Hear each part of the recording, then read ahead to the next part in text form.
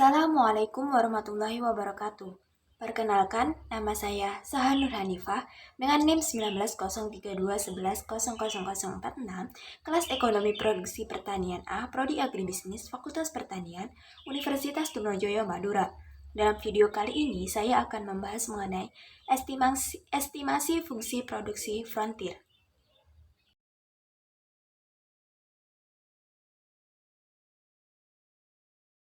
Langkah pertama yaitu mempersiapkan data yang akan dicari efisiensi teknisnya.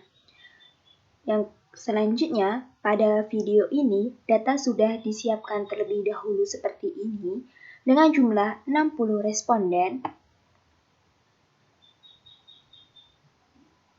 Seperti ini, yang dimana sudah kita tanyakan mengenai jumlah produksi dan jumlah input apa saja yang digunakan pada masing-masing responden. Data yang digunakan ditabulasi di dalam Excel seperti berikut dengan kolom pertama yaitu nama responden, kolom kedua jumlah produksi, kolom ketiga luas lahan, kolom keempat benih, kolom kelima tenaga kerja, kolom keenam pupuk, dan kolom ketujuh yaitu pupuk kandang. Untuk dapat menggunakan software Frontier, harus memenuhi kaidah yang telah ditetapkan oleh software tersebut, yaitu kita tidak boleh menggunakan atau menulis nama responden seperti berikut, sehingga bisa diganti dengan nomor urut responden. Caranya, kita blok semuanya dulu, lalu kita copy, kita buka sheet baru, kemudian kita paste, nah seperti ini, lalu kita ganti nama responden dengan nomor urut responden dari angka 1 sampai 60. Ini ganti 1, ini diganti 2, ini diganti 3,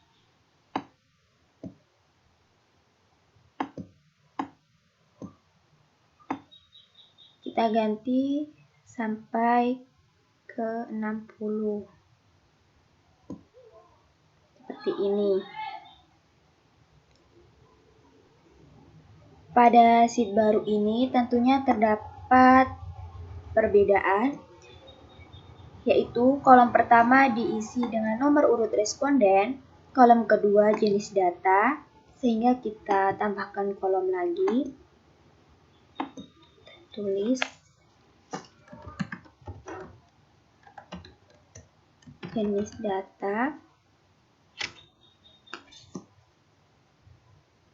Karena data yang kita gunakan yaitu data cross-section, maka jenis datanya kita beri kode 1 untuk seluruh datanya.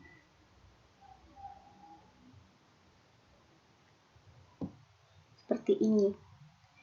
Jika data yang digunakan bukan cross-section, maka kode yang diberikan juga akan berbeda.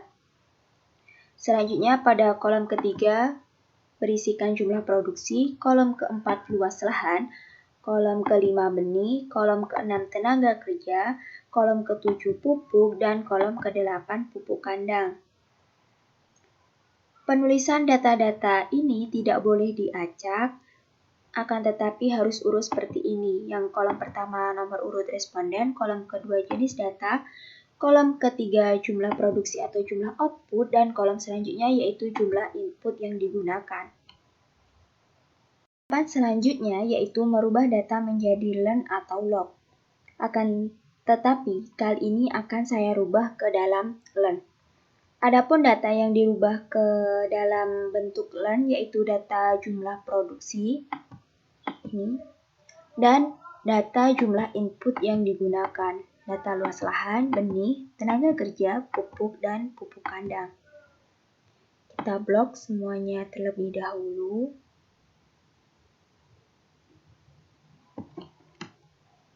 Lalu kita copy. Lalu kita paste.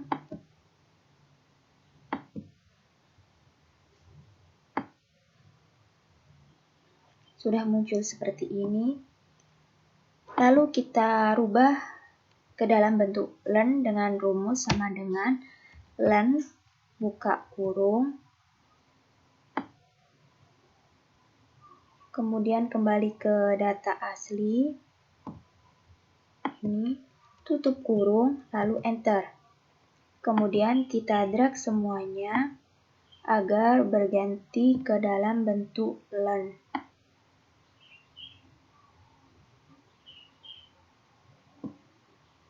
Nah, ini sudah berganti ke dalam bentuk len semua datanya. Kemudian,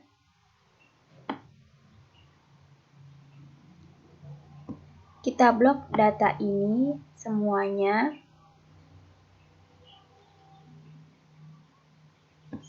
Lalu kita copy, buka lembar kerja baru, lalu kita paste.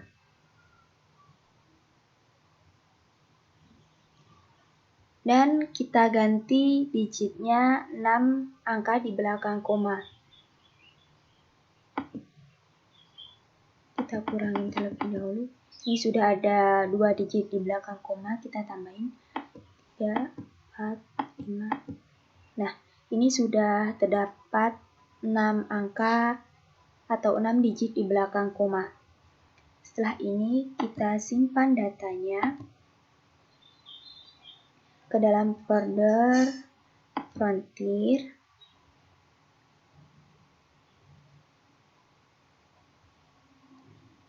Kita ubah extensionnya ke dalam teks MS-DOS seperti ini. Lalu filenya kita namakan epp. Lalu save. Yes. Setelah data di-save, kemudian data ditutup, ini tanpa di-save kembali. Kemudian kita buka folder Frontier, sudah membuka ini. Lalu kita cari file yang disimpan tadi, yaitu ini txt. Lalu kita rename, kita rubah ke bentuk DTA. Lalu enter. Yes. Setelah itu kita membuka mesin Frontier-nya. Lalu kita isikan T ini 1. Nama datanya yaitu epp.dta, kemudian epp.out, fungsi produksi 1, yes. Jumlah datanya 60, waktunya 1, observasi 60, regresornya 5, yes, no. Dan ini data outputnya sudah keluar. Kita buka. Dan berikut adalah hasil dari olahan data fungsi produksi Frontier. Seperti ini.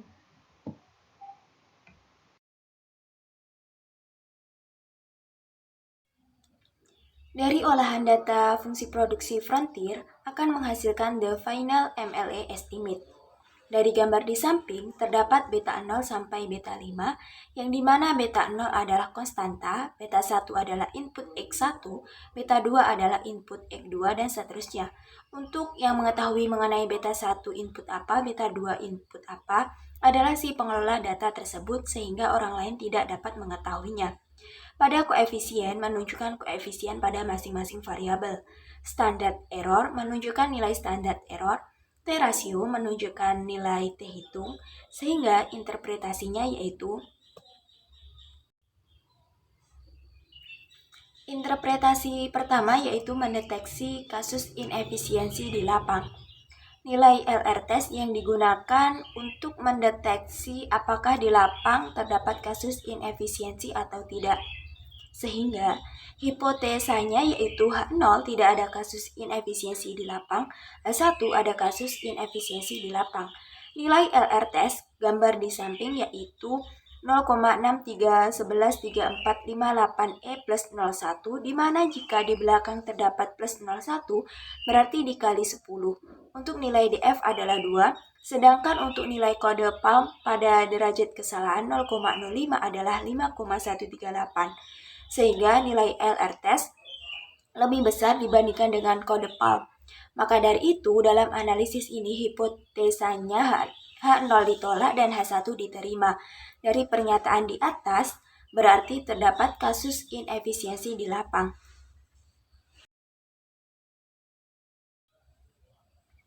Interpretasi yang kedua yaitu nilai gamma. Persentase error term yang disebabkan inefisiensi teknis atau gamma.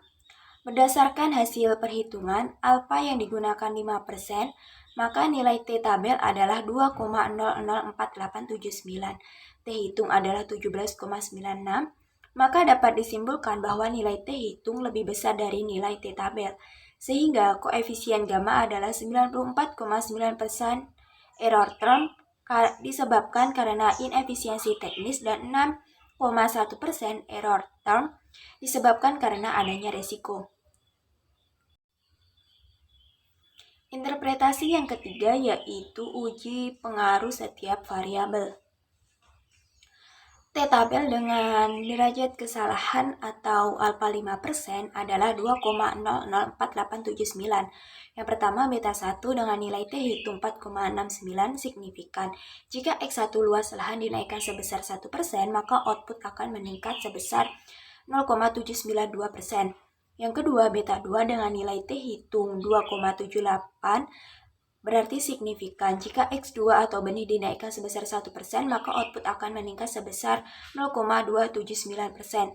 Yang ketiga, beta 3 dengan nilai T hitung 1,08 berarti tidak signifikan. Jika X3 atau tenaga kerja dinaikkan sebesar 1%, maka output akan menurun sebesar 0,162%. Yang keempat, beta 4 dengan nilai T hitung adalah min 3,95 yang berarti signifikan. Jika X4 atau pupuk dinaikkan sebesar 1%, maka output akan menurun sebesar min 0,1777%. Yang kelima, beta 5 dengan nilai T hitung 0,4432 berarti signifikan. Jika X5 atau pupuk kandang dinaikkan sebesar 1%, maka output akan menurun sebesar 0,034%. Interpretasi yang keempat yaitu tingkat efisiensi teknis. Jika efisiensi teknis lebih besar dari 0,8, maka petani dinyatakan efisiensi secara teknis. Dan sebaliknya, jika efisiensi teknisnya kurang dari 0,8, maka petani dinyatakan tidak efisiensi secara teknis. Petani yang tidak efisiensi secara teknis pada penelitian kali ini adalah petani 21, 23, 27, 29, 30, 34, 39, 44, dan 54. Dan selain itu merupakan petani yang efisien secara teknis. Diketahui nilai mean efisiensi adalah 0,851 sekian, sehingga dapat disimpulkan bahwa rata-rata atau secara keseluruhan petani sudah berproduksi efisien secara teknis. Sekian video penjelasan dari saya. Akhirnya, wassalamualaikum warahmatullahi wabarakatuh.